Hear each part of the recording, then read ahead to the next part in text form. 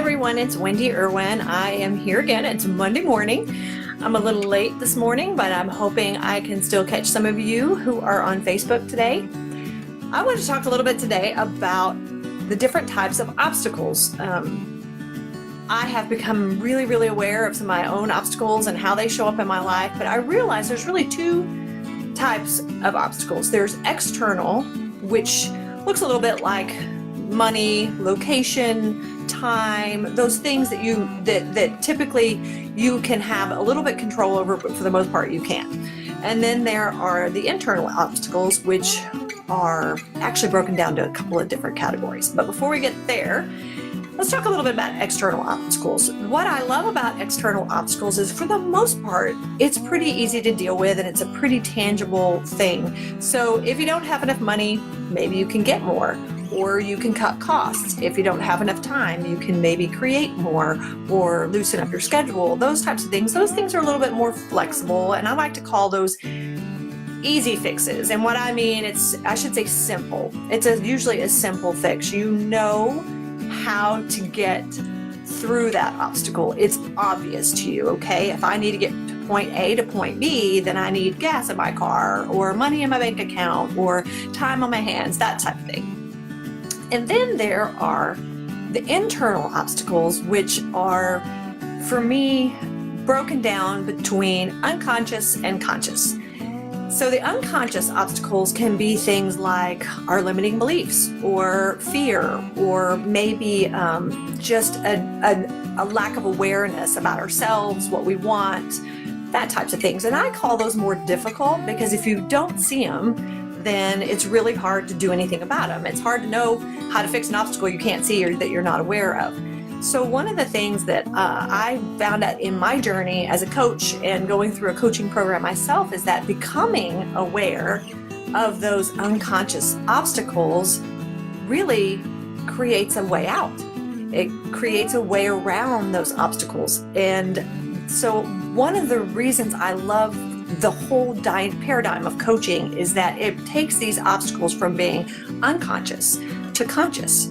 So when you become aware of what your values are, when you become aware of what brings you joy, what you want, all those types of things, then you can't unsee them. That's what's amazing, is you can't unsee them. And then you start having your entire life up against this litmus test of what these obstacles that you were not aware of, how they can be eradicated. So one of the things that a coach helps do is that we bring those unconscious obstacles, such as fear or limiting beliefs or our interpretation of a situation, judgment for ourselves and others, those types of things, we bring those to the surface. And then we help you guys take a little look at them. And so a great example, even for myself, is that every few months, if things in my life seem a little weird, a little hinky, I can't seem to wrap my head around what I need to do, I do a little self-assessment on what am I tolerating? What am I not seeing? What is it about this situation am I finding as an obstacle, but I don't recognize it? So one of the things I did over the break was I really did tap into, what am I tolerating? What are the little bitty things niggling in the back of my head that are just getting on my nerves? And I know a lot of you guys are into this, tidying up and cleaning out and clearing out. And I think that's great because honestly, we don't need all this stuff, and we just find bigger places to put all our stuff. And sometimes we don't even know what it's in, but what's in there. But one of it is, I just had so much crap in my house. I had so much stuff. I had stuff from when the kids were younger and they're way past that phase now. And I just wanted to clean stuff out. And once I started doing it, it was like the windows opened up, the roof opened up, and the light shone in, and all this kind of lethargy I've been feeling for, a few months really just started dissipating. So that's one way to bring an unconscious obstacle into a conscious obstacle, because once I was able to see it, I was able to do something about it. So it creates takes it from a difficult obstacle to something tangible that you can see, that you can use your skills and problem solving to fix. And So one of the things I love doing with business owners especially is that figuring out what some of those unconscious obstacles are. Are they leaning too heavily on a marketing campaign that's going nowhere or that doesn't align with who they are? Are they thinking that they can only get a certain type of client or charge a certain amount? That type of thing. Can I use air quotes anymore? Anyway, but my point being is that when you bring those obstacles and those fears and those beliefs and those interpretations and judgments to the surface, it really does simplify your life. It makes decision making easier. It makes going after what you want easier. It makes getting joy in your life from what you do and who you're with easier. So I just wanted to kind of tap into a couple of those obstacles, because this week I know I really just kind of want to focus on plucking those things out of the way, because we are masters at rationalizing why we can't do something. There's those air quotes again. But what I love doing is helping people find out how they can do something. So think about those things this week. Think about, okay, why is something not sitting right? Why do I kind of get a sick feeling in the pit of my stomach when I think about doing X?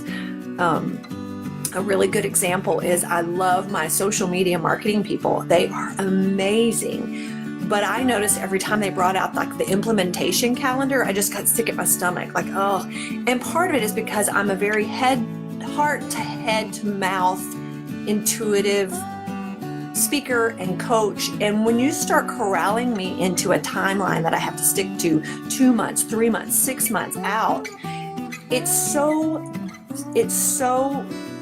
counterintuitive to who I am. It doesn't feel right. So I just got together with them and got a plan. I'm going to do some structure, but then I need a playground that I can just, whatever comes up comes out, or whatever whatever inspires me to move forward, I can use. So they were super helpful and super understanding, and even more excited about what's happening. So those are just some really, a couple of things to think about when you're doing things in your own business. If you're being told to do something in your business and something about it doesn't feel right, or you're procrastinating to do it because you still don't have a conscious awareness of why you're not doing it, think about those things. If something feels a little hinky to you, sit down and think, okay, what is it about this specific thing that makes me uncomfortable? Because your intuition knows the answer. Your soul and your heart and your experiences and all the things you bring to the table that make you are what is whispering in your ear to tell you to sit